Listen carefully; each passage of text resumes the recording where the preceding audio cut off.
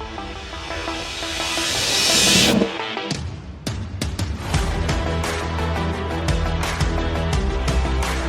listening to the VICK757 podcast featuring Dwight and Michael Vick talking all things tech.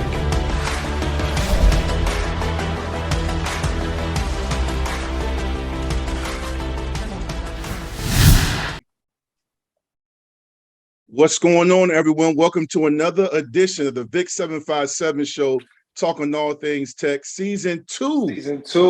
We're back at it, man. I'm your host, Dwight Vick, former All-Conference Big East offensive lineman and captain. Also with the legend. Too many icon adjectives to describe you, because the GOAT, MV7, Philadelphia Eagles, Atlanta Falcons legend. But we'll get into more accolades throughout the season. Mike, how you doing, man? Man, cuz it's good to see you, and it's good to be back for season two, like you said. Like, I'm excited for this year, starting with week one, and let's get it. You know, yeah, man. Yeah, you looking good with the V7. I got to get some more. Shanice took my V7. I got to get some more. Coming your way. It's something coming your way. Actually, I couldn't find my VT hat, and I didn't want to wear it because I was worried about the white contrast into the black. But it's okay. It's okay. No, that's what's up, man. No, it's always okay, man. It's good to see you as well, man. And I'm glad we're hosting this thing together, man. Want to shout out our sponsors. We're going to have a lot more sponsors this year, but once again, we're sponsored like last year by Alexandria Restaurant Partners. Shout out to Win Sheridan. Great dude. Mike put me on to Win, man. Great Hokey. Great man. Great Hokey alum. Yes, he's showing love again. And Alexandria Restaurant Partners, which sponsors the show and our segment with Hokey Trivia. We're going to do that again. We're also going to have Knox here in a few minutes. Danny Knox is joining us again for season two. And a very special guest is jumping on after that, a Hokey legend that played with both Mike and I, that a lot of fans are going to be looking forward to, who haven't heard from him in a long time. But Mike, our Hokies are back at it, man. We had a up and down season last year. We talked about it throughout the show. Fuente is gone. His whole regime is gone after 6 years. Started off with a 10-win season, won the Coastal, lost to Clemson the following year, won 9 games, finished the season ranked. But then after that, the ship started to sink a little bit. The following year, they won 8 games. And then after that, it just the last 3 seasons before he was let go just wasn't what we were used to and expected of Tech football. Yeah. Now a new regime begins with Brent Pop. You know. Yeah, I'm excited for Brent. And I'm excited. I know you played with him, and Corey's about to join the show. He played with him, and y'all know him personally, and I figured y'all will have a lot of intel in terms of, you know, what this season could potentially look like. But I know he has y'all support, he has my support, and it's always good when you're starting something new. I'm excited, and our fan base should be excited. We don't know what type of system we're going to run offensively, what type of defense we're going to be running. Special teams, everything is up in the air, so I can't wait to see what, you know, comes out of this 2022 season for sure. Yeah. Well, you know, Brent Pryor was there 3 years with me right before you got there. He was there right when the lunch pail was invented. Bud Foster became the coordinator in 95. He was a grad assistant. He coached some 95, 96, and 97. Then he went on to coach. And then he eventually, before he came into Virginia Tech, he was a defensive coordinator at Penn State. Did some great jobs recruiting, especially because he was known for when he was at Penn State for he was down our way. Yeah, he was taking all the players. He knew where to go. Yeah, he did know where to go. And subsequently, Penn State became a big-time power, you know, right there with Ohio State and Michigan in the Big Ten. Yeah. So he's trying to give us that same energy, man. Well, they've been a big-time power. He just was an additive. He was just somebody who came down there and he talking. He got experience, and he was able to pull some of them players, you know, into Pennsylvania, which was a great thing. And I expect the same thing. I expect him to duplicate that in the 757 area, along with the help of a lot of alumni who can help build this program back up to par where we know it should be and the standards it should be in. Yeah, no. I'm excited, man. We got our first game. It's Friday in a few days. As we record this show. The game is back. It's on the road at ODU. You know, a lot of Tech fans, it's mixed. It's caution, optimism. Like, a lot of Tech fans are like, for what? Well, because a few years ago, if you remember, under the Fuente area, we went down there, man. We were ranked 13th. We had just beaten Florida State on the road, and we go down there and I we're ranked remember 13th. And ODU beat us by 14. It was another major upset. Let me tell you what I remember about that. Absolutely nothing. Hold on, cuz. You mean to tell me that we lost the Old Dominion a couple years ago? Yeah, see, you were doing your stuff with Fox. It's a wonder why we got a new coach. Yeah. Why we got a new coach. You sound like a lot of guys on Twitter. And for everybody who heard us just have that little laugh amongst us, it's really not funny. Let's take care of business this weekend, Tech. Let's go, baby. Let's get it in. Yeah, we do need to take care of business, man. The good thing about the beginning of the season is, ODU and Tech, they both have confidence. It's the first game of the season. It's not a conference game. It's an out-of-conference game. But for Virginia Tech fans and the Brent Pryor coaching staff, we want to make sure – I know they want to make sure, they get off to a great start, man. In a few minutes, I'm getting ready to add Danny in here. But before we bring him on for his Noakes segment, Mike, I know you have a lot going on, man. There was a lot of breaking news going on. You signed with the NIL company, right? Talk a little bit about that, because when you and I played, I've been asked on all the radio shows I get on, how much would your cousin have made if NIL was out back in the 90s and early 2000s? And I'm like, it would have been crazy, but you do have that going on for you, right? Yeah, because I think it's just a great opportunity for these young men and women to be, looked at in a different light. And now, at an earlier age, they can be compensated on a small scale for what they're going to try to bring to a collegiate team, whether it's football, basketball, field hockey, anybody is eligible for an NIL deal in their own space. And it's just to give the kids incentive and initiative to come out and be their best and play their best. And I respect that part of it. And, I think it's more so about giving them enough to do something, or opportunity to do something, both, and not enough to do nothing. And that's my biggest concern. We're not going to set the bar so high that, a kid coming in, especially if Virginia Tech is involved in the process and they have some type of dealings or business, going on in the NIL space. We want to make sure that, we bring these kids in and everything is still incentivized. You're going to get an opportunity to be sponsored and be branded, which is a great thing. But, everything is incentivized. You got to give you enough to do something and not nothing. Stay hungry. I love it, man. I'm happy for these youngins. I'm glad they get a chance to make money off their name, image, and likeness. I'm a little jealous because I just think about the sponsors we could have had, and TikTok wasn't out, Instagram wasn't out, man. We didn't have anything. We would have ate. Oh yeah, we would have definitely. I definitely would have found some people in the Berg and Christiansburg to link up with, man. But with no other delay, back on the show is my good friend, my young G, my co-host of the Victory Life Legacy podcast, and 106.7's own Danny Knox, man, with his Knox segment. Danny, how you doing? I'm doing good, gents. What's going on? We ready for a little Hokie football? We got a game to talk about this week. Finally, yeah, man. Finally. That's why we bring you in. Give us the insight. I got it for you, man. Trust me.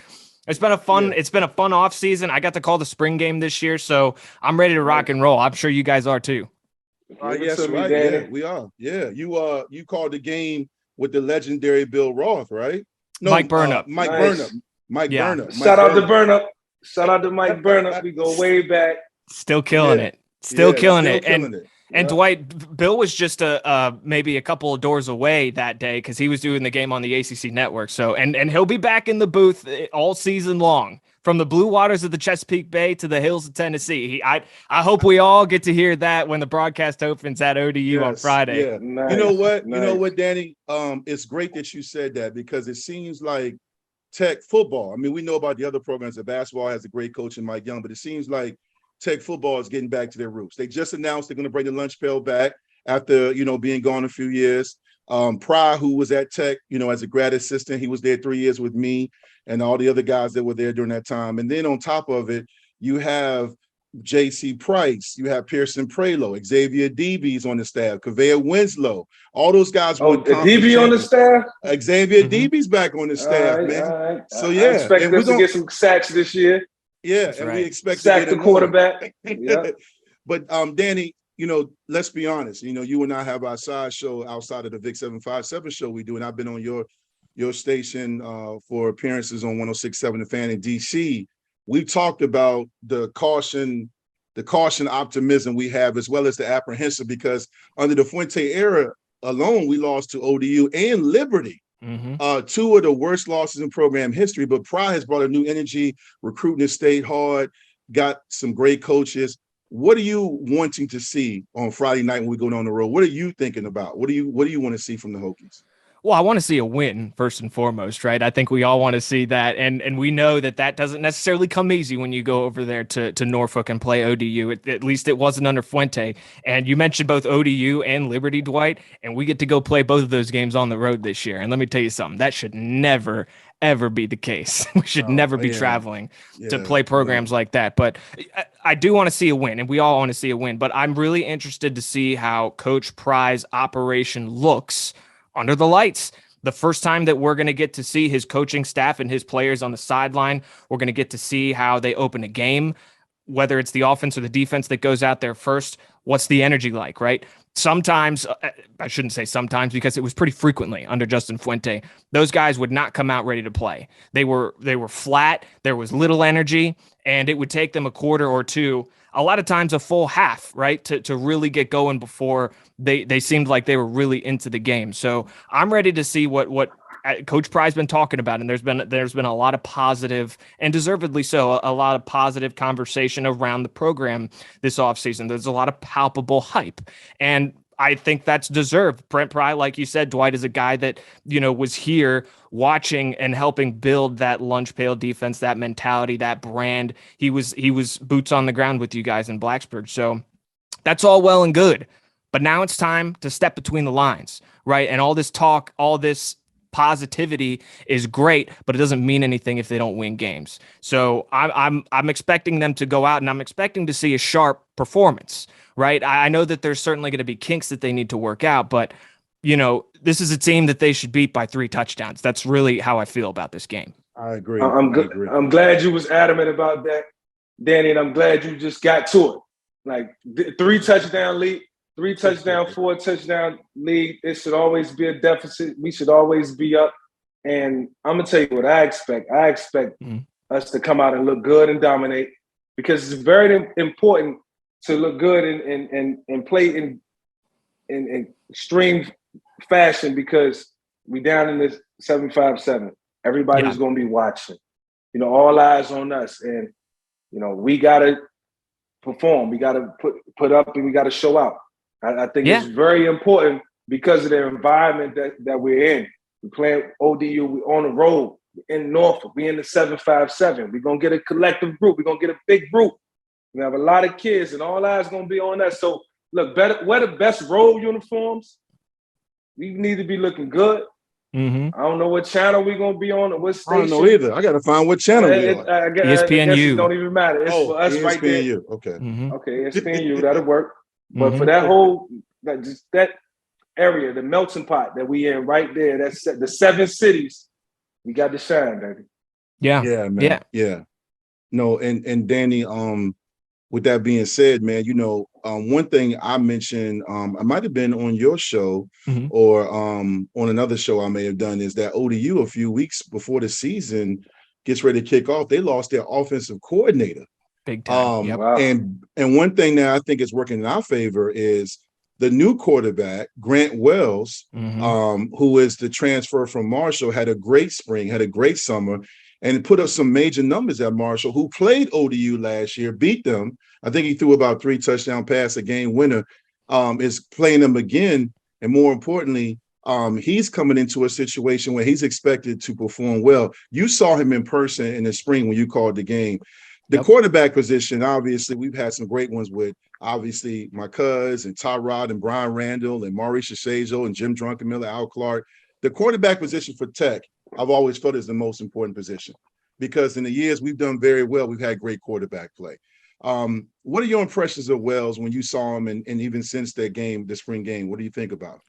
Yeah, and I've gotten that question a lot, Dwight. And when it comes down to it, my first takeaway from that spring game was that Brown did not have the same offensive line that Grant Wells did in front of him, because Brown was just running for his life for that entire spring game. It was a very lopsided spring game, but I really liked what I saw from Grant Wells. Didn't turn the ball over. That was definitely one of the concerns coming over from Marshall. His turnover numbers were a little bit elevated, and I'm going to get back to that because I think that that's one of the keys for his own individual success this year, as well as the team success. Don't turn the football over. It's pretty obvious. But when it comes to his intangibles and whatnot, the guy's basically got 2 full years of starts under his belt already, even if it was at Marshall. And to me, just looking at it on paper, that immediately stood out.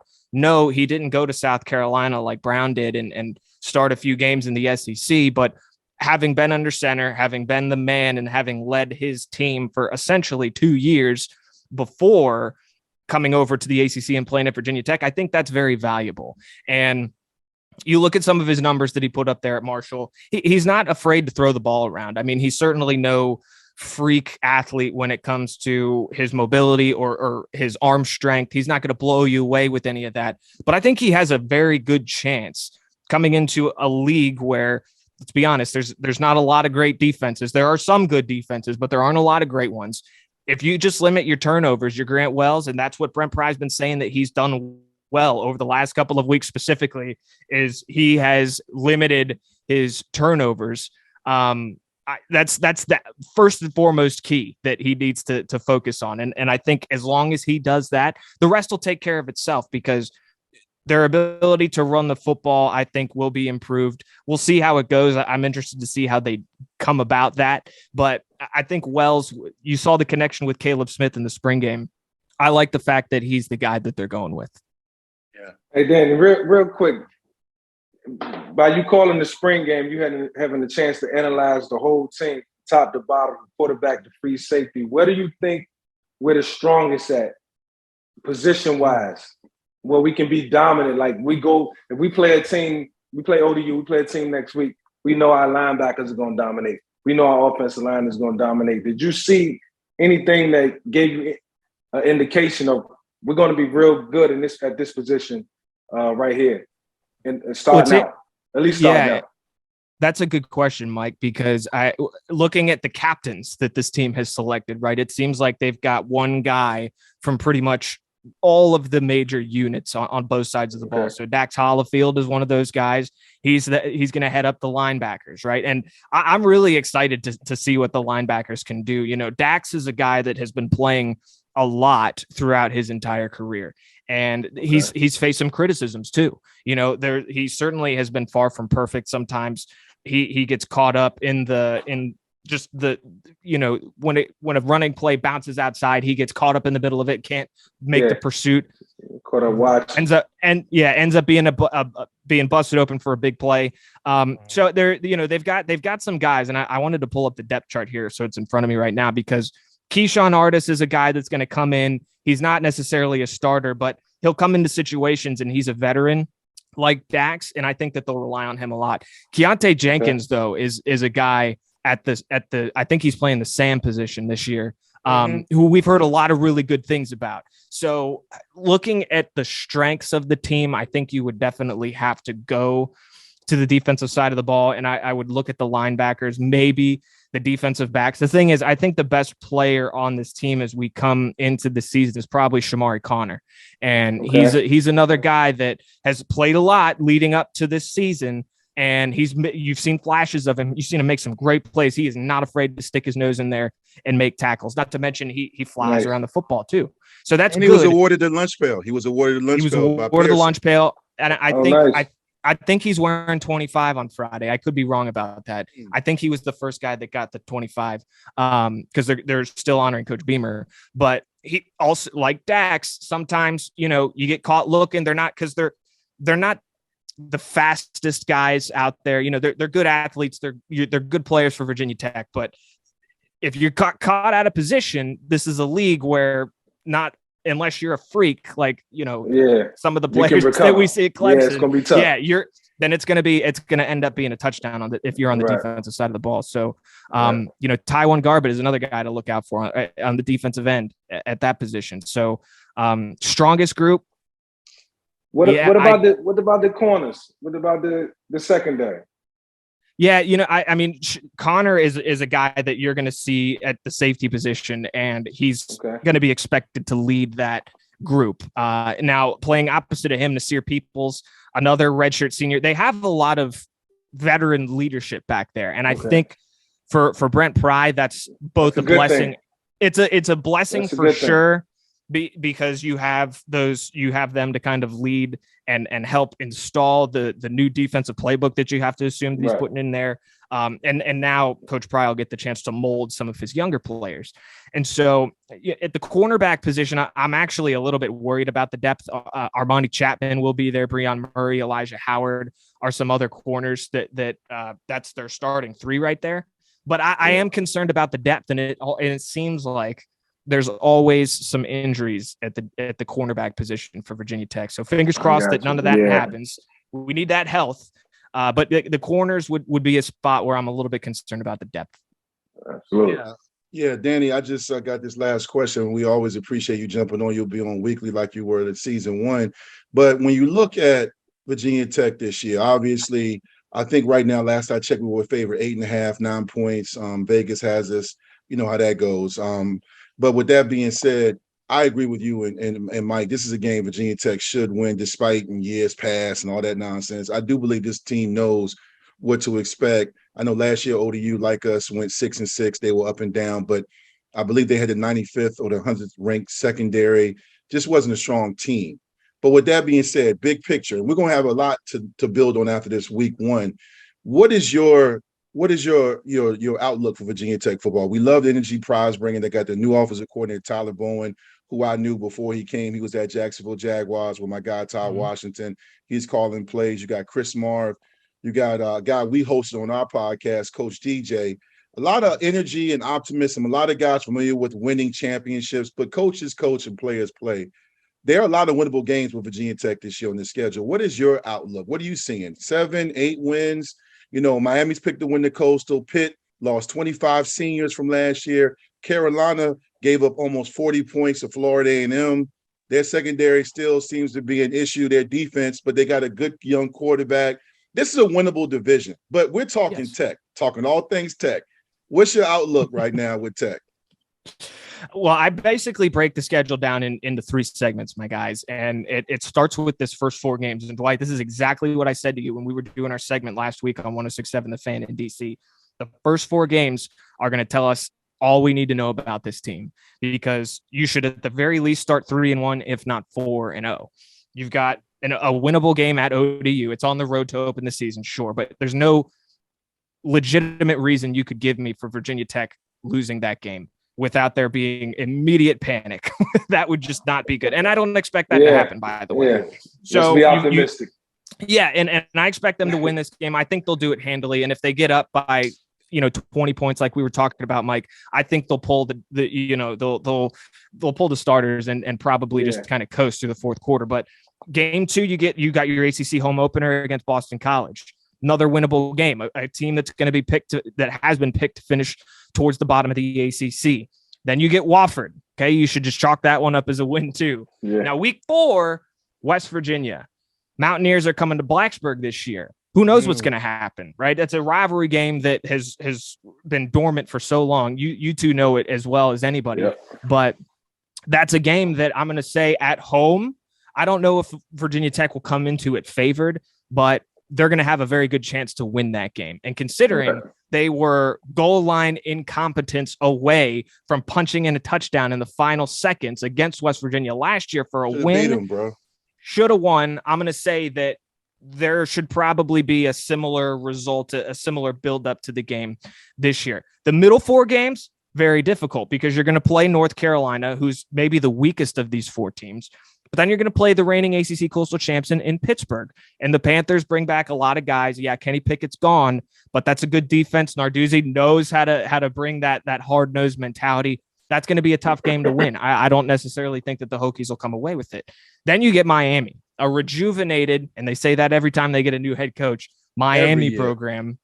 Mario Cristobal comes down there, and I think that he's a great fit. But we've said that about other guys too. And even in years like, I believe it was 2017 when Miami did win the ACC Coastal, their only time winning the ACC Coastal, they still got beat in the ACC championship game by Clemson. And and they quickly fell off the next year. So we'll see what happens with Miami, another rivalry game. But then you get NC State, and NC State is maybe the only team that people truly believe can challenge Clemson for the ACC championship. And those two teams will play in the Atlantic at some point.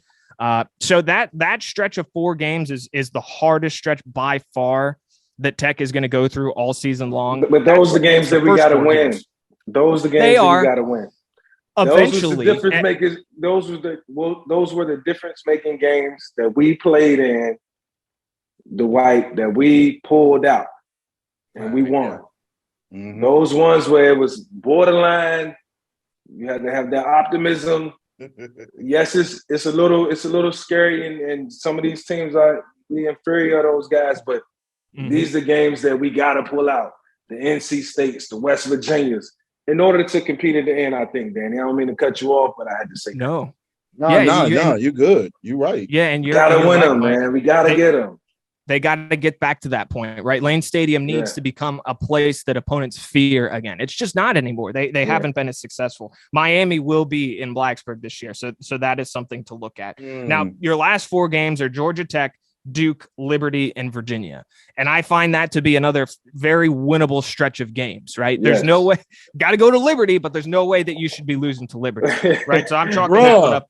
Got to go to Liberty. And both Duke and Georgia Tech are, I mean, what else needs to be said? They're just not very good. Duke just replaced their head coach. Coach Cutcliffe. They just replaced their head coach. So I like the way it's got to be careful, though. Coach Cutcliffe is offensive minded. So he's gone. He's gone. Oh, he's gone. Yes, we said we replaced it. Yeah, they got. I think they parted ways. I can't remember if he was let go or but they parted ways. Yeah, it's a huge plus. Yeah, it is. And so I'm looking at 8 wins. 8 wins is right about where I'm at. Right, if it's the winnable stretch of 4 games at the start, the winnable stretch of 4 games at the back. I don't think it'll happen that way. They'll probably lose 1 game that they shouldn't lose. But then maybe they'll win 1 or 2 games that they weren't necessarily picked to win. I could see the season going several ways, but I'm looking at about 8 wins and that's maybe the more optimistic side. I don't think they'll win less than 7. How about that? All right. Nice. We appreciate you, Danny, man. As always, you brought the energy and also the great insight on Knox, man. I appreciate it, man. Always insightful and on point with your assessment, man. So once again, always prepared. Take care. Are you going down to Norfolk, or are you going to watch it in the 804 in Richmond? We'll be watching it here, probably right here in the Dan Cave. You know, it's a pretty sweet spot to watch. I'll have multiple screens going and whatnot. But I appreciate you guys having me on for another season. I'm pumped for it. We'll be breaking Hokies football down every week. Let's go get a win, man. All right, boss. I'll see you, man. Thank you again, Danny. We'll talk to you soon. It. All right, guys. All right. See you later. That's Danny Knox, my co-host of Victory Life Legacy Podcast, and also does radio at 106.7 The Fan DC. Danny broke it down, man. That's why I like him, man. But you're right, cuz. You're right about we got to win those games. I know people can talk about depth and this. I tell people, man, look, it's a mindset. You know what I'm saying? It's a mindset. It's being prepared and just, that's why I'm really excited about Pride. I want to get it. Making plays. And Pride knows that. Think about when we was about to play Pittsburgh, or when we was about to play Boston College back when they was really good. They had the Hasselback brothers and all of that. even when Danny said we got to play BC week 2, and it's a game that we should win. I'm like, hold on, don't underestimate BC, because they'll come in with a quarterback that's slinging it, Matty Ice style. You never know, so don't sleep. You feel me? Yeah. And that's kind of that. But yeah, some of these games we gotta, like Danny said, we're gonna win some of them, we might lose one. We gotta err on the side of winning more than losing. No, I'm with you, man, and I'm really excited to see what we're gonna see Friday, man, because Friday is one of those things, man, where it's not that many games on, and it's one of those things where we get a chance. I'm gonna be there with the fam. I'm gonna be in Norfolk. You know what I'm saying? So I might slide in. I don't know, man. I'm trying to let me know. Let me know. We're gonna be down there, man. Let me know. I mean, hit Pry up, man.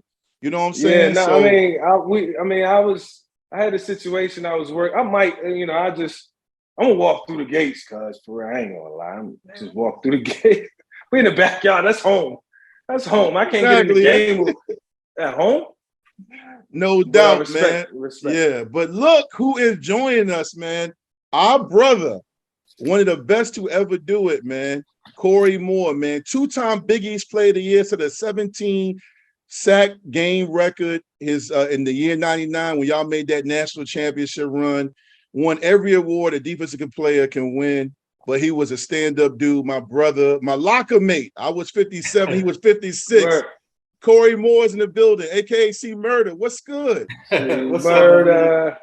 Man, this is a blessing for me and Mike, man. You know, first of all, you know, we played ball together. We had a lot of great times. I can't see. You can't see Corey? He up here? You can't see him? Oh man, see. You having technical difficulties? Screen. Can you see him now? I can't. I'm looking at him. He look good. You can see me. See oh, there you go. Okay. Hey, yeah. Okay. What's up, baby? What's up? See you. There you Corey, go. man. How you doing, boss? I'm doing great, guys. Man, no complaints here. Life's great. Yeah. Where you living? I'm in Lexington, Kentucky now. Oh, nice. Okay. Yeah. Okay. Yeah. Well, I see him on Instagram, and he be getting fresh cuts and speaking to people and mentoring. I said, man, Corey's still a model, man. A model by day. He was model a model and motivational speaker. Yeah, man, I love it, man. No, Corey, it's great to have you on, man. You are a fan favorite. We're recording this now. We run it. We air on Spotify. We also going to be on the VICK757 YouTube channel. For those watching, make sure you check us out and subscribe. But Corey, it's an honor to have you on, man, because you don't really jump on too much stuff, man. And this has been a great year for you. I recently saw a few months ago you've been nominated for the College Football Hall of Fame, man.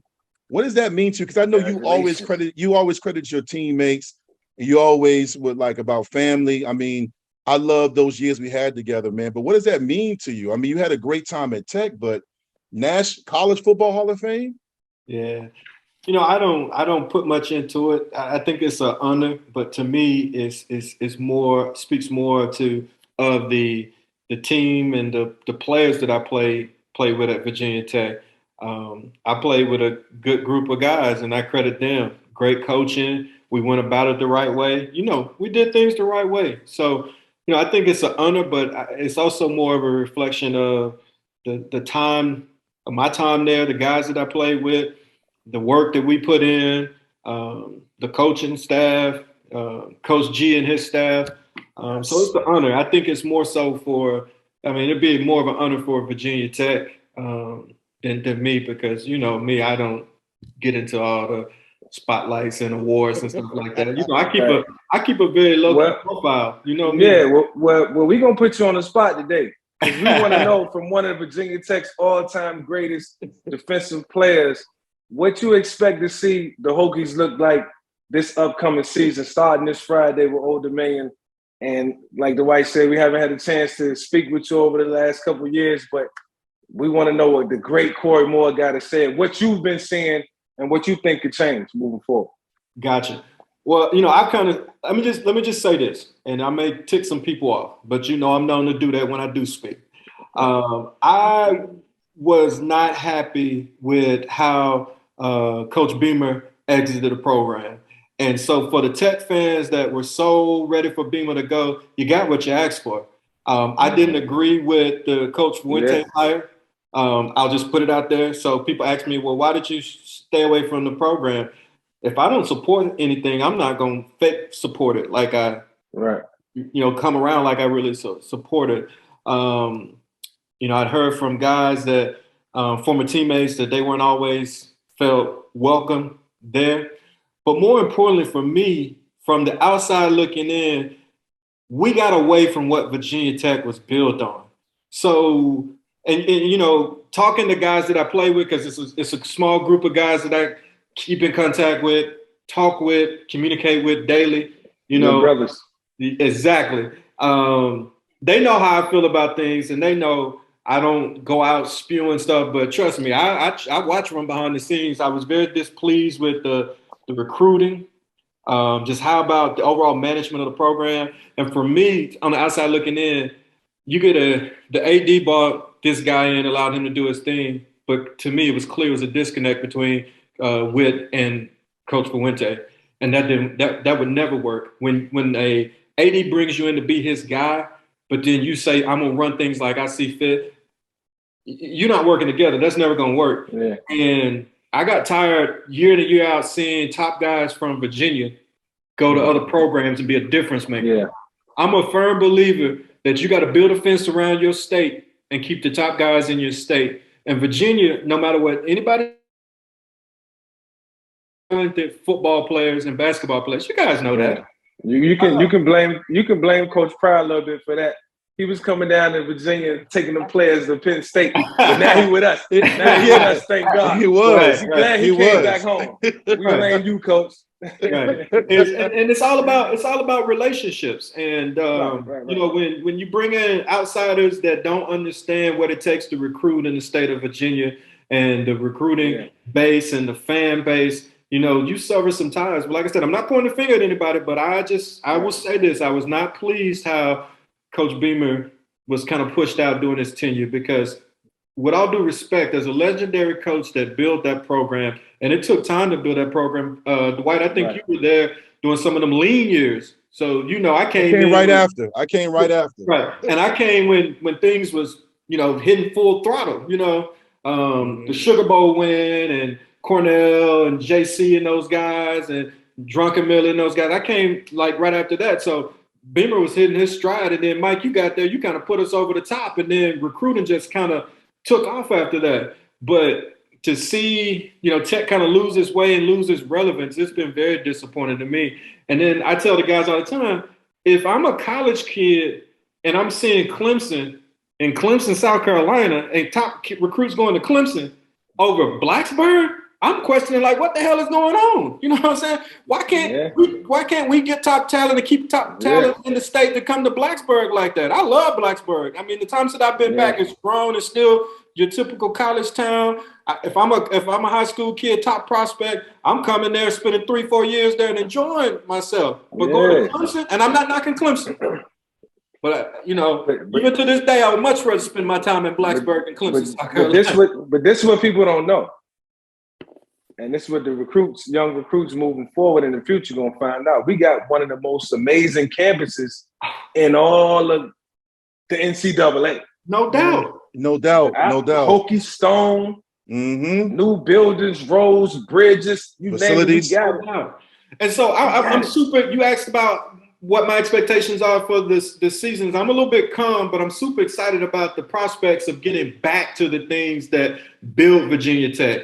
The lunch pail defense, you know, the raucous crowd, people really supporting us, but more importantly, playing smart, tough football. I'll be honest with you, and I'm not knocking any other guys and any guys that are transferred out the program, but when you got kids every year that's transferring out your program, particularly kids that you recruited, that says something about you and your coaching staff. Let's just be real. And then the product that you're putting out on the field of guys that you evaluated and recruited to the program, not being committed to you, again, that says something about you and your coaching staff. I'm not throwing anybody under the bus. I'm not saying anything that you guys know I won't say to anybody to their face. The last couple of years is just we hadn't been a talented team. You know, we were lucky to win some games and stay in the games and keep our bowl streak alive. But even that one season where we had to schedule that extra game just to get to a bowl, that was Marshall. That was embarrassing. That was embarrassing. Yeah. You know, and let me step back a little bit. I don't want to insult the guys that's still on the team to say that we weren't a talented team. I didn't necessarily mean that we didn't have enough talent to match up and be relevant like some of the other programs, and that's a shame. And that speaks to that regime or whatnot, and not understanding how to build a fence around the state and Virginia and keep the top talent in the state, and not connecting with those high schools to develop those pipelines, continue those pipelines that Coach Beamer developed. And I know Coach Pryor and the staff will get back to that and start to keep some of those guys in state. And it's going to take a slow process. Coach Pryor was there during those years when Tech was building up, and he knows what it takes. And I think he's a good young coach. I've kind of followed him, you know, as he went through the coaching ranks and his different stops and stuff like that. And Coach Pryor was a GA. You remember, Vic, when I was there? Yeah. That 95, 96, 97, exactly. Pryor was there. Exactly. Started from the bottom. Yeah. No. Corey, I'm glad that number one, I'm glad you're on and you can speak your truth. Anybody we have on the VICK757 show, they can speak their truth. And you have earned the right to speak your truths. I mean, listen, let's not get it twisted. If there's two people and there's others, you, Cornell Brown, JC, Mike, it's a lot of guys, Drakeford, that can speak their truth. So I appreciate it. And there are a lot of people, former players and alumni and fans that agree with you, which is why there's a lot of excitement and euphoria around this new regime, new staff. They got to win, but they understand the blueprint. With that being said, I want to take it back for a second because I do a lot of radio and media stuff. We follow each other, and I'm always running my mouth and I'm on stuff. But Mike jokes me because my memory is crazy. But the one thing I loved about you is it wasn't just, trying to block you on counters, you and Engelberger and Carl Bradley. It was more so we had a brotherhood, right? Like the offensive D line, we battled each other in middle drill, Coach Grimes versus Coach Wiles. Before that, it was Coach Grimes versus Grantham. And then you threw Steinspring in when Grimes left. We used to battle. And you throw in Jamel and Pearson. It was a family. And then Mike and them came in, him and Emmett and Dre and TP. And Mookie, it was a great time. What do you remember? The fans want to know, and I want to know, just curious. I know we still have our brotherhood, but as far as those times, because you went on to the league and you're doing great things post-graduating, but what do you remember about your time in Blacksburg as a player, a teammate? What comes to mind when you were a Hokie back then? It was just, for me, it was a fun time. And, the practices was, hard. We got after each other. But we took care of each other. And you knew, off the field, like, we battled on the field, but off the field, we took care of each other. Nobody else could say or do anything to one of our brothers or whatnot. But on the field, it was a battle. It was fun. The games were easy because the practices were the hardest to me. But just, the friendships, the brotherhoods, whatnot. And then more importantly, I think that's missing from today's game, like the relationship that you build with the coaches. I mean, our coaches coached our butts off, but they made her a better player and better men, and you appreciated that. And now you have to be very careful about some of these soft egos, weak-minded, prima donna, social media star players now. Come in, they expect to start. And particularly with this NIL situation, you got players making more than assistant coaches. So, like, it's almost like a farm league. So I'm making more than this assistant coach. Why would I listen to you? You know what I'm saying? So it's just different. But it was a fun time. It's always fun when you win it. And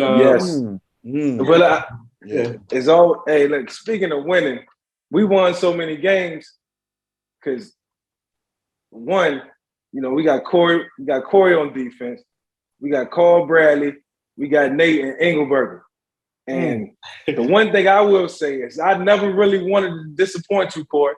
Like, I felt like if I went into a game, and I remember one game against Clemson, I was coming back off the injury. I hurt my ankle.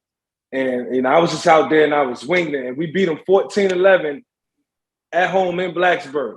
But you kept telling me, just keep playing, keep fighting. It was one of probably my worst game as a Hokie. But, just to have you pushing me and to have that leadership, you just don't know what that meant to me. Just my ambition and not want being afraid to fail was something that it was just in me. And I didn't want to, upset any of you guys. And I felt like walking around with them, Dwight, Corey talking about how we protected each other. I felt like I had 24-hour security all the time. Corey, Nate, Engelberger, Chad Beasley, David Pugh. Touch me if you want to.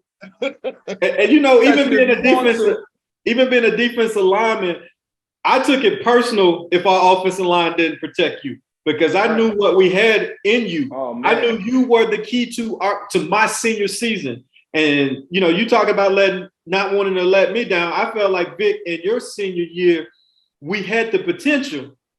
And it was some games that we let our seniors down. And you remember that? I remember I told y'all when we got to Music City Bowl to play Alabama, I told y'all we're going to send y'all out with a bang. because I felt like that could propel us for the next year because I knew what we had coming back. Yes. But I was disappointed that your senior year. And so I wanted to make sure, my senior year, we regrouped and really bought it. And Vic, you were a special piece of that puzzle and a key piece of that puzzle. And I know you were injured at the beginning of the season, but I just felt like got to keep you in the game, got to keep you healthy, got to keep you protected because with you at quarterback, I just felt like our offense was going to be unstoppable. We had 2 stud running backs, experienced offensive line, and then just about everybody returning in the front 7 on the defense. Yep. So I felt good about going into my senior season. No, man, and it was bittersweet for me because I left and I knew the previous year when Mike was redshirting in '98, we lost to Temple being up 17-0, Syracuse up 21-3 or something like that, and also we lost to UVA 29-7. So ironically, the last time UVA won at Tech was that year in '98. And I remember doing an interview with the Collegiate Times and maybe the Roanoke Times. I remember saying they're going to play for the national championship. I made a proclamation that Mike was going to win the Heisman, and they were going to play because I knew what you and Engelberger and those guys, and even the O-line with Matt Lair and Cadella and Josh and Keith Short. I just had no doubt, and I believe in the coaches. And who's to say you can't recapture that? But I think the one key thing you said, Mike and Corey, is the brotherhood we have is forever, but it was also understanding the thing about winning. I think one thing that's been lost, and I think Prime Pearson and JC are going to bring that back, is culture, right? Exactly. Because we haven't played in years, but even after we left, Tyrod and Cam Chancellor and Jason Worlds and all those guys continued the legacy. I talked to a lot of guys that played 16 years after me. They were like, "Oh yeah, I know you, Big Vic. Yeah, we know about you." That's what got lost in this last regime. And so hopefully I'm confident Pride will get us there, man, because it's not even just about, culture and having these mottos and hashtags. It's about working hard and challenging each other. Mike, you mentioned, I didn't want to let you guys down. I was a leader, but on top of it, man, them summers in Blacksburg, they were fun at night on the weekends, but them summers going against God. Mike Gentry one summer had us flipping tires and pushing a truck in the field house. And then he got because the O-line and D-line and the linebackers worked out together. And I remember he put a big circle in the old practice field, and it was me, Carl Bradley, Corey, all the old linemen, Big D, Derek Smith, and we sumo wrestling. Yeah. And it had to be 100. That's what makes you mean. That's what made us mean. Yeah. See, I'm always going to say this, and I tell everybody this, like, we practice with a purpose. You couldn't tell me that every guy out there practicing wasn't trying to practice to win the game that Saturday or Thursday and play on Sundays. That's what it was all about. And I mean, whatever motivates you, whatever it takes, man, that was there. That was always present. And that was the coolest part about playing with y'all, man. Y'all brought that intensity every day to practice. Yeah, I played against some great guys, and Vonnie Holiday and Greg Ellis, and I went against my guys at West Virginia, Thornton and Gary Stills and all those guys. But I will tell you, I played against 2 of the best defensive lines in college football history in '95 on a daily basis with Hank and Cornell and JC and Jeff Holland and all those guys, Waverly. And then I turn around, they leave, and for what do I get rewarded with? Corey, Engelberger, Carl Bradley, and it was just like Nate, Big Nate, walking around scaring people because Nate didn't smile, But I love it, man. So Corey, we're getting ready to jump into Hokey Trivia, sponsored by Alexandria Restaurant Partners. Have you heard about this segment? I know we follow each other. I have. Yeah, Shy told me about it. Oh, Sharon warned you? Yeah. Yeah, I think him and Dre came on here. They said, they want a recount, a rematch. They didn't do too good, man. But this is the first one of the year for season 2, man. So I do the Hokey Trivia. I get to ask you and Mike. We have 4 questions. Mike throwing a bonus question. But before I do that, let me shout out our sponsors, Alexandria Restaurant Partners, man. They have a lot of restaurants in Northern Virginia and Orlando. We're sponsored by them. Shout out to our guy, Win, Mia's Italian Kitchen, The Majestic, Ada's on the River, Touchdown Wings and Burgers, a lot of them, High Tide Lounge. For more information about their restaurants, make reservations, and check out what they offer as far as careers, private events, and to sign up for offers, check them out at www.alexanderrestaurantpartners.com. So we appreciate them. This is the second year in a row they sponsored us, man. So Corey, are you ready? I'm ready. All right, man. So I'm going to start with you first. All right. So the first question is this. Which former Virginia Tech quarterback holds the record for the most passing yards in a single game with 527 yards? All right. That's 527 yards in one game. Is it A? Yeah, 527. For me. What'd you say, cuz? It won't you? It won't me. You was running Bonnie and Clyde and Helen. Yeah, man. Running Earl and Lewis. Look, I told my son Isaiah, man, my only son, I got 2 girls and a son. Zay, when he watched our old games, he was like, damn, man, y'all running the ball on 3rd and 6 and getting first down. I said, yeah, we were concerned, but it worked. Offense. It worked. We were physical.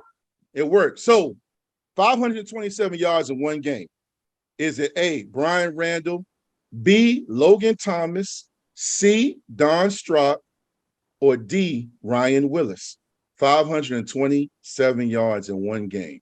Well, my initial thought was Randall, but then could be Logan. I mean, offense just wasn't that good in the last regime, so I don't think it was the other guy. I'm gonna go with Randall. Brian Randall. All right. I'm writing down. Corey is going with Brian Randall.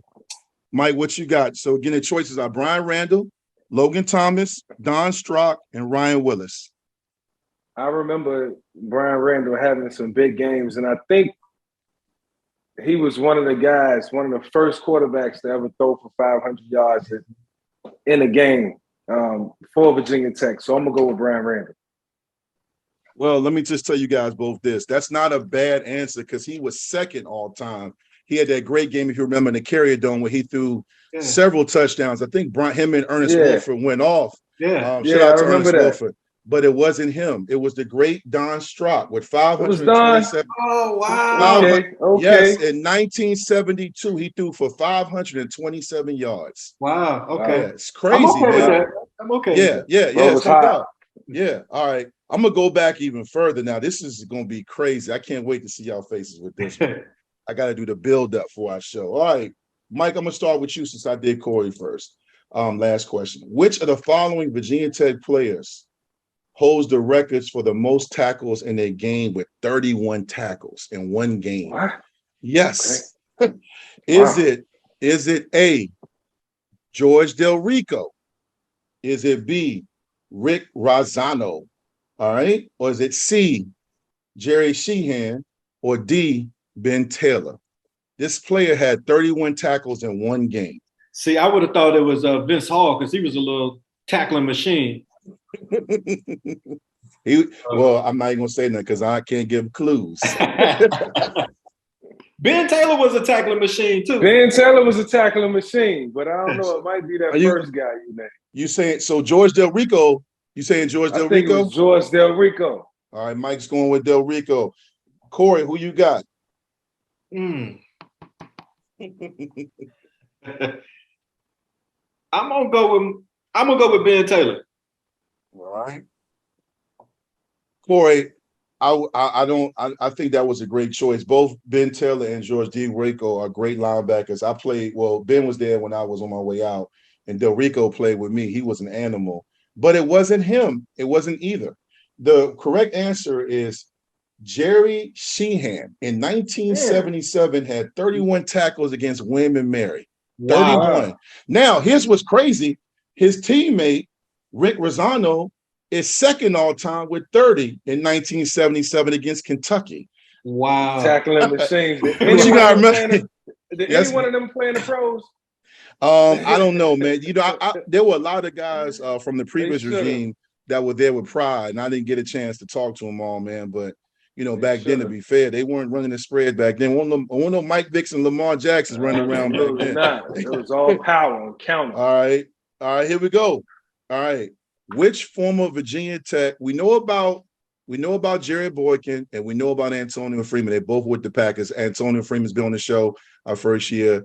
All-time great with Green Bay and Virginia Tech. Baltimore City legend. They both played for the Packers. Which other former Virginia Tech wide receiver played pro football for the Green Bay? This is a hard one. I'm not going to lie. Is it Max McGee, Boyd Dowler, Ron Kramer, or Carroll Dale? You're going to have to just guess. Carroll Dale, Ron Kramer, Boyd Dowler, or Max McGee? He played for the Green Bay Packers.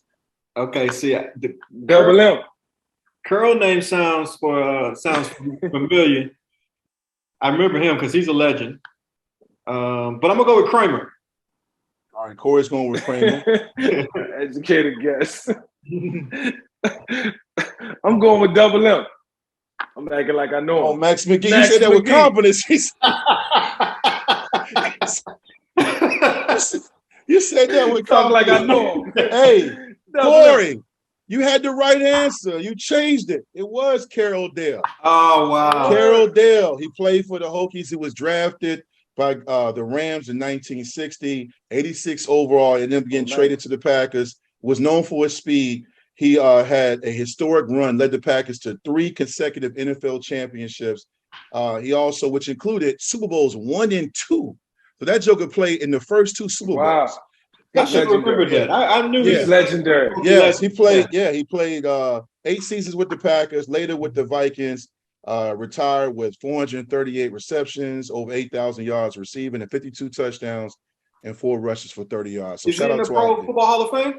I don't know, and I do this research and I just cut it off sometimes to get my trivia questions. So okay, I don't know, but I did when I kind of looked him up, and I said, oh yeah, I've heard of him, but I didn't know if y'all had. But you had the answer, Corey. Yeah, I've heard of the answer. He's a legend. Yeah, all right. I think y'all might get this one. All right, let's see. I don't know. All right, question number 4. Which former Hokies D lineman is tied with Bruce Smith and J.C. Price with 4 quarterback sacks in a single game? This D lineman is tied with 4 sacks. Is it A, Jason Worlds, B, John Engelberger, C, Ricky Walker, D, Morgan Rome, or E, Danny Will? That's Worlds. That's Worlds. You saying it's saying it's Worlds? Yeah. Okay, Corey's going Worlds. It's not Danny Will. The Will. Yeah, Danny Will. That's why you put him at E, bro. I thought it was E. I thought you went A, B, C, D. Yeah, I always thought. Was that the bonus? Yeah, no, they ain't the bonus. Instantly omit that. All right, so Corey is going with Jason Worlds. All right, and Mike, I'm gonna go again, with the Berger. options with Engelberger. All right. Yeah. Once again, you guys are close, but no cigar. The correct answer is Morgan Rome. He had 4 against Women Mary in 1985. Wow. Yeah. Yeah. All right. Engelberger, it's crazy because, if you think about it, the D lines with Engelberger and Corey on them, they all ate. Everybody ate. Yeah. You know what I'm saying? So, if you got 2, but it's 4, because, that's back when Coach Wiles was rotating one group in, the next group in.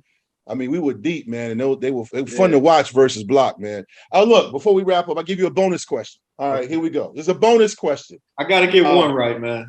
Got to get one. What is the name of the Virginia Tech Hokies marching band? All right, we spent all that time in that stadium. You probably were focused, but you just think back, take it back, visualize when you were warming up. I'm gonna get ready to go. What was the name of the Virginia? It's still the same name. What is the name of the Virginia Tech Hokie marching band?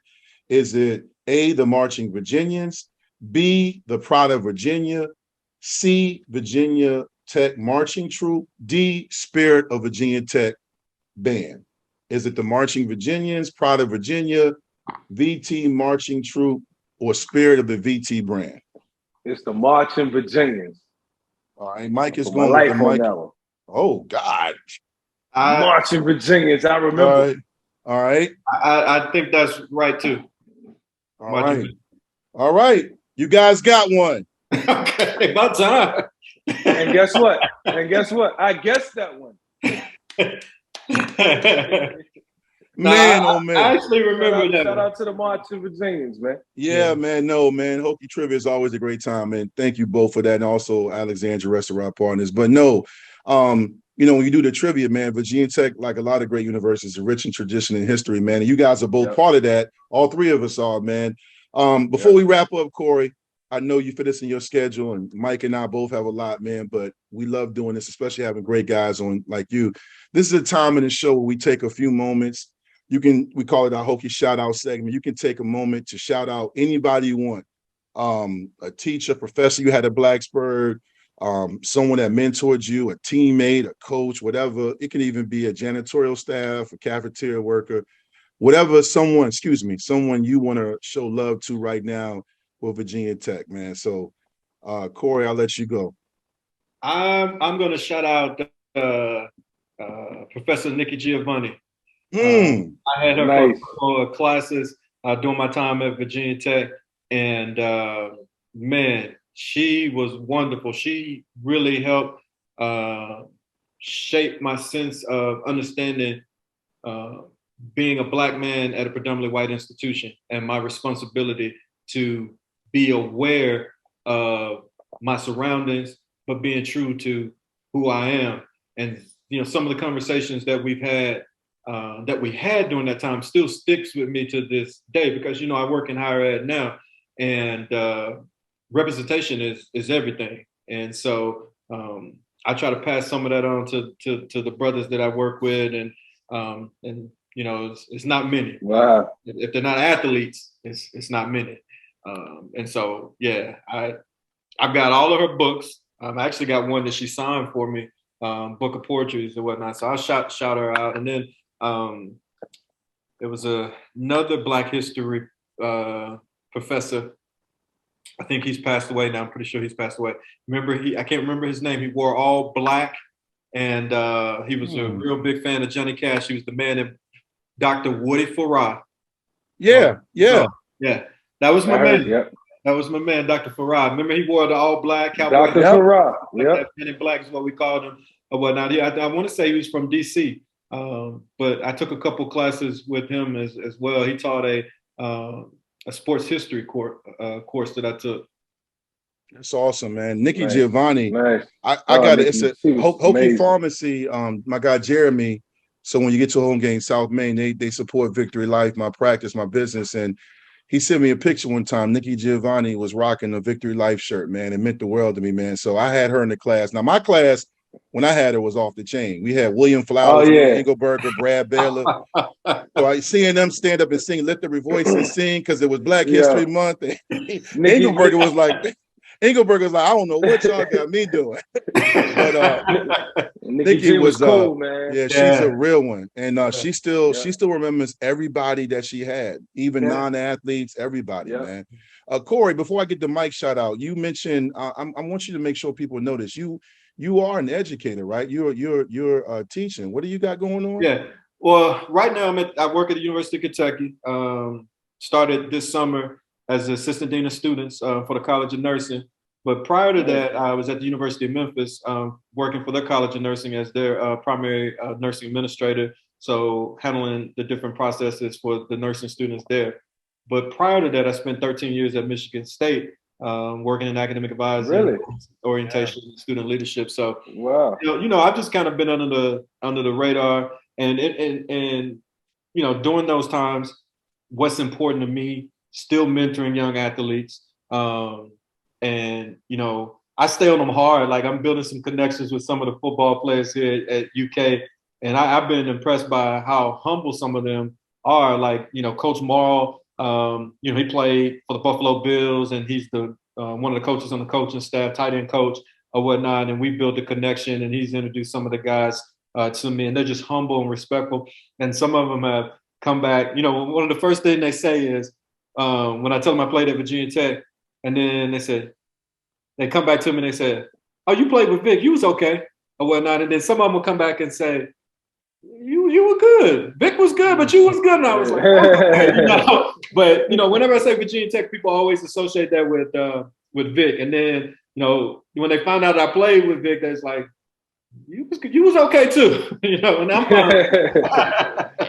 Yeah, I love it, man. So humble, man. No, that's what's up, man. And thank you for all you do. I really know I speak for a lot of people. I appreciate it. I'm glad you spoke on that because I was on a radio show recently and I said, the one thing about Beamer and his coaches, Coach Height and all the guys that we played for, we all had great athletic careers, but we're also mentors and professors and coaching, and Mike is doing so much mentoring himself. I'm doing the same thing. And that's the influence of having those life skills and the discipline. Because I'll send some fans on Twitter, man. Beams gave me a Wednesday morning for having my shirt untucked, bro. I was like, I was 1 minute late and had my shirt untucked for a road game. So I hated it then, but I understand now the importance of, just time management, man. But Mike, who you got?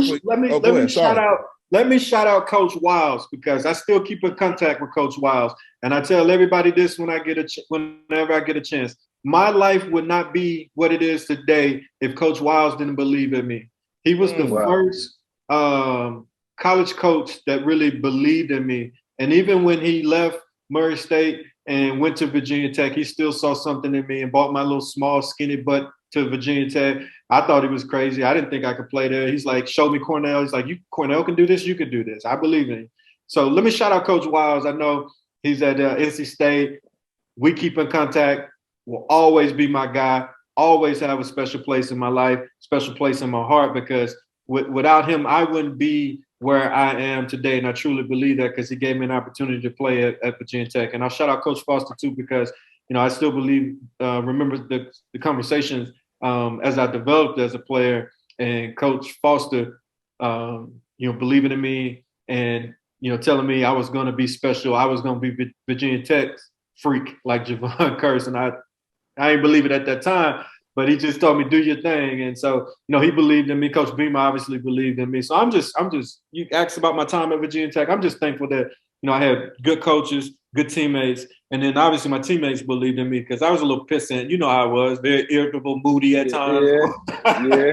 It was all good though. Look, hey Mike, I know you about to do your shout out. I remember we were upstairs. We played, I don't know, we call it jailhouse basketball.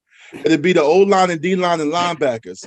I think Corey was pledging at the time, but man, he went off, man. I don't know who fouled him. And he just took the trash can and tore it. This is when the new locker room was being built. And Corey just lost it and threw the trash. He was like, that's a foul. I don't even remember. Just Jamel was like, hey, cuz, calm down. And Corey went crazy. I mean, he just went off like Dennis Rodman, and we just like, he looked like Draymond Green. But man, like, it was nothing because we were growing up together. We were all brothers, man. It was so much fun. It was also looking back, it was dangerous, man. You couldn't go in that game. You talking about yeah. But now, Mike, what you got? Who you got for your shout out, man? My shout out, man. I'm gonna stay on the defensive side of the ball. One of Corey Moore's counterparts, Corey Bird, man. We can't forget about Corey Bird, man. Smooth, cool, calm, collected, hard worker. Yeah. He was patient, and he was a hell of a barber. Like he could cut too. Like if you ain't got Corey lining you up, you somewhere getting your line pushed back for sure. But as a football player, Corey Moore was one of those guys who was diligent in his work, no nonsense. And I think that's what we got to get back to. We got to get to having those type of guys blue collar, come in and get the job done. They work hard. And they hold everybody accountable around them. They ain't really got to say much, quiet leaders. But he was a good dude, man, great person. And anybody who had a chance to know Corey Bird knew that he wasn't just a good football player, man. That he was a cool dude inside and out. So, yeah, man, I just don't want to forget about some of the Hokies who played an integral part in our success over the years. And he was one of those guys who was a cornerstone on the defense during his years. No question. Corey Bird, man. Tough as nails. Yeah. Bird was my guy. Bird was my first roommate when I first got to Virginia Tech. And Dwight, I don't know if you remember this, but our first year there, we had an incident in the dorm over Thanksgiving break. You remember what I'm talking about? Mm-hmm. And that's how that's and so it led to a lasting friendship and relationship with police officer Miss Laverne, who was a police officer at the time. But basically, Corey Bird had a class with the female, and the female had a jealous boyfriend, and he went to stalking both of us, and just so happened that he found out what dorm we were in the room that we were in, and he came to our room, to the dorm with the machete. Wow! All the other students were gone at the time. We were on Thanksgiving break. So y'all wasn't hard to find. It wasn't hard to find. And so what happened was, and this was middle of the night, like we had been doing our thing, practice, having fun, enjoying each other's company, playing video games. And normally Bird and I would leave you know how Cochran Hall is, we would leave our room door unlocked, just close it while we sleep or whatnot. So that night, I got up, I used the restroom, and I just subconsciously just locked the door.